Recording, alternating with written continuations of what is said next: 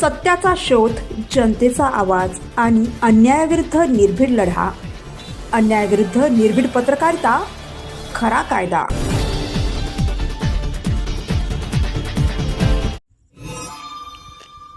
हिंगोली तालुक्यातील पारडा शिवारात राहणारे बळीराम देवबा वाघमारे व त्यांच्या पत्नी कलावतीबाई वाघमारे यांचे मृतदेह शेतातील आखाड्यावर आढळून आल्याने परिसरात एकच खळबळ उडाली आहे.